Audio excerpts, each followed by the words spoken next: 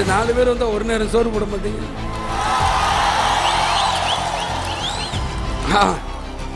அதுலேயே நம்மளுக்கு போதும், முடிஞ்சிடும். இத்தனை பேர் வீட்டுக்கு நான் போயிட்டு வரக்குள்ள முடிச்சிடேன். என்னையா காசு காசு காசு பணம் படப்புவாங்கயா நீங்களும் உங்க காசு என்னையா கோடி கோடியா சேர்த்து வச்சு எங்கேயா கொண்டு போக போறீங்க? செத்தா கூட அருணாக்குடி அத்து விட்டுட்டு தான் உள்ளத்தி கொண்டு போய் புதைக்கிறான். காசு கிடையாது, ஒண்ணும் கிடையாது. விஜயகாந்த் இப்படிலாம் மிரட்டுன்னு நினைச்சா தோல்வி அவங்களுக்கு தான் தவிர எனக்கு கிடையாது. உங்களை மாதிரி நான் காசுக்கு ஆசைப்பட்டு லஞ்சம் வாங்கணும், பெரிய ஓனர்களை பார்க்கணும், பெரிய அதிபர்களை இப்பயே பார்க்கணும் பயம். எனக்கு அந்த பயம் இல்லை. மக்கள்கிட்ட நேரடியாக சொல்லுங்க, என்கிட்ட காசு இல்லை. அவன் கோடி கோடியாக செலவு பண்ணுவான். நீங்கள் ஓட்டு போடுறீங்கன்னா ஓட்டு போடலையா சொல்லுங்க. என்கிட்ட காசு கிடையாது. இப்படிதான் வரப்போறேன். பாராளுமன்றத்துக்கு பத்திரிகையாளர் நண்பர்களாம் கேட்குறாங்க, ஏன் சார் உங்களுக்கு காசு வேணுமே? என்னுடைய பொருளாளர்களே என் தொண்டர்கள் தானே, என்னுடைய தாய்மார் சகோதரர் இவங்க தான்.